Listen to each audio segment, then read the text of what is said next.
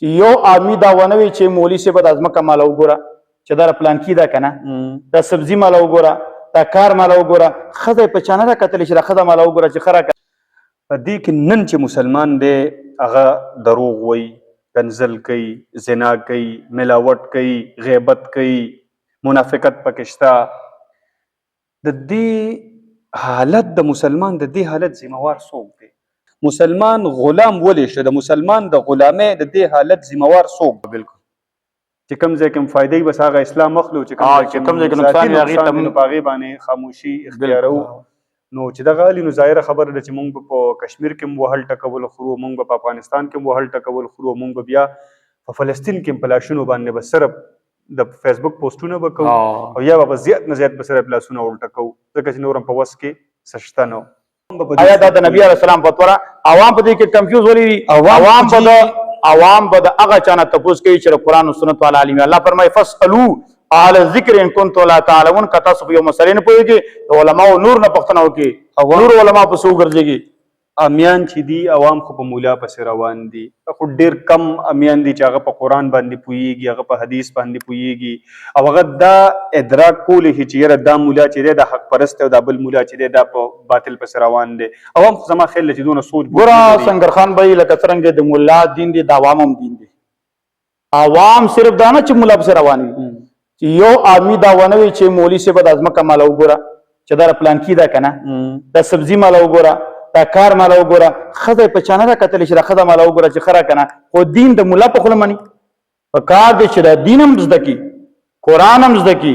قرآن صرف د تابعدارۍ د دې لپاره نه چې د ملا په خوله منه، په خپله باندې پالو کا وې مانه دا قانون دی، دا د الله خبرې دي.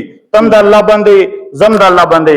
زما دومره قدر درجه ده چې ماله قرآن زده دی تعالی نه زده، پکار دی چې تم قرآن زده کړي. په دې کې په اسلام کې دا نه چې دا ملا دی او دا غیر ملا دی، دا امیر په اسلام کې تم مسلمان یې زه مسلمان یم. د الله حق په تا باندې واجب دی، په ما واجب دی. قرآن زده کول په تا هم فرض دي، په ما هم فرض دي. دا ملایانو ټیکهداري نه چې صرف دا دین د ملایانو دی او په ملا پسې به روان وي. غټه غلطي د عوام وره چې دین یې ملا ته پرېښودلی. ټیک ده. مفتی صاحب دی کې اسلام چې دی نو یو مکمل مذهب دی، دین دی. الیوم اکملت لکم دینکم واتممت علیکم نعمتي ورضیت لکم الاسلام دینا. په دې کې نن چې مسلمان دی هغه دروغ وایي، کنځل کوي، زنا کوي، ملاوټ کوي، غیبت کوي، منافقت پکې شته. د دې حالت د مسلمان د دې حالت ذمہوار څوک دی؟ اصل سنګر خان بھائی دا خو چې اسلام کې نقصان نه دی، دا خو مسلمان کې دی. اسلام خو کامل دی، اسلام خو کامل دین دی، قانون یې نه مني. که چیرې د مسلمان اوس مسلمان د قرآن تلاوت کوي خو دروغ وایي. د کامل دین رسولو لپاره منځ کې ذریعه څوک ده؟ په منځ کې ذریعه قانون دی، فرقې نه دي. فرقې نه دي، فرقې غلطې چې کله موږ د فرقې فالو کړلې، فرقې موږ ذریعه وګرځوله، نو دین کې اختلاف ډیوایډینګ راوستلو. اصل کې قرآن به طور د قانون چې ومني، یو امیر المؤمنین وي، حاکم وي، حکمران وي، د هغې په ذریعه قرآن. اوس تاسو وګورئ په صحابه کرامو کې څوک دا و چې دا عالم د دې نه قرآن زده کوه او دا امیر خو یو به امیر المؤمنین و او دنیا به مغه قرآن منلو او زده کولو په نظام روان و، اختلافاتو نه سو.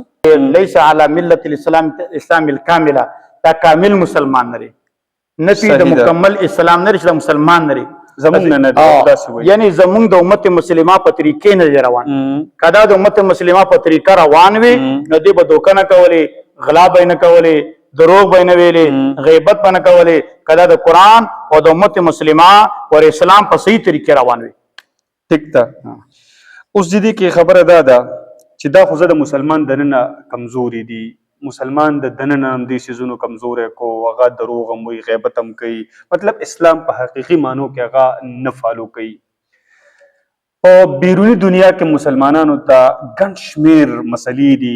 فلسطین ټوکړې ټوکړې شو، د ګلونو په شانته کې لاشونه په وینو باندې سره شو. مسلمان صرف دې ته پاتې دی چې په جومات کې کینی، مولا صاحب او مقتدیان سره پلاسونه ورټه کړي چې خدایا اسرائیل تباه کړي. د 2 بلین نه زیات مسلمانان دي. 58 یعنې 53 اسلامي ملکونه دي. د دې حالت د مسلمان څوک ذمہوار دی؟ ما ورته مخکې خبره وکړله چې اصل مونږ رهبانیت ته کېناستلو په جومات کې عبادت ده، دا خو انفرادي عبادت دی. مسلمان تقسیم نه دی.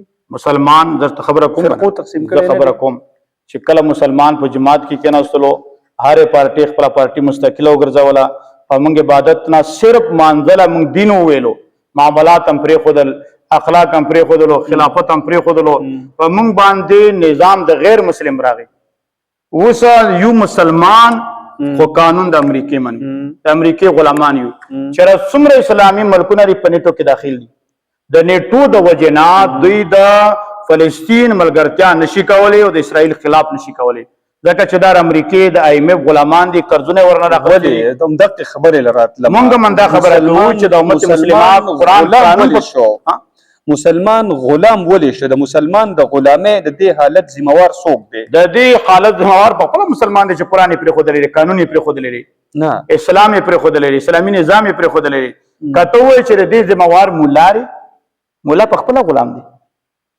مولا په خپله د پارټۍ غلام دی د جماعت غلام دی غلام به د ډلې غلام دی غلام به ځکه چې په فرقو کې فرقو کې تقسیم دی خود غلام یو ته کافر وي بل ته کافر وي زمونږ چې مولا په خپله غلام دی خوب تر خوب ته کی کند بیدار یو غلام په بل غلام څرنګه بیدار کی مولا په خپله غلام امی په خپله غلام د غلامۍ نه به څنګه وځو چې مونږ سوچ انفرادي دا وکړو چې د الله کتاب ومنو فرقې پرېږدو کله بازي ختم کړو ټیک صحیح ده مفتی صاحب الله دې بس زمونږ اتفاق او اتحاد امین امین امین او حالت دغه دي چې ستاسو د وړاندې دي ها بالکل چې کوم ځای کوم فائدې بس هغه اسلام مخلو چې کوم ځای کې نقصان هغه تم په هغه باندې خاموشي اختیارو نو چې دغه علي نو ظاهره خبره ده چې مونږ په کشمیر کې مو وهل ټکول خرو مونږ په افغانستان کې مو وهل ټکول خرو مونږ بیا په فلسطین کې پلاشونو باندې بس صرف د فیسبوک پوسټونه وکړو او یا به زیات نه زیات به صرف لاسونه ولټکو ځکه چې نورم په وس کې سشته نو بس افسوس دا دی چې مسلمان کم قوت کم نظام و د طاقت الله چې کم قانون ورته ښودلی او قرآن هغې صرف د تلاوت کتاب وګرځولو د رهبانیت کتاب یې وګرځولو په غاړه کې واچولو اوس مثال په طور باندې ته یو ډاکټر له لاړې هغې ګولۍ درکړلې خو ګولۍ ته لاندې کوزوې نه او صفتونه کوي نو تاله شفا نه ملاویږي قرآن موږ په غاړه کې واچولو خو لاندې نه کوزوو نظام یې نه منو نو ځکه امت مسلمانه خپل قوت خپل طاقت لاړو د غیرو خلکو غلامان شوله اوس زموږ په مخ کې په فلسطین باندې ظلم کېږي خو موږ څه نشو ویلی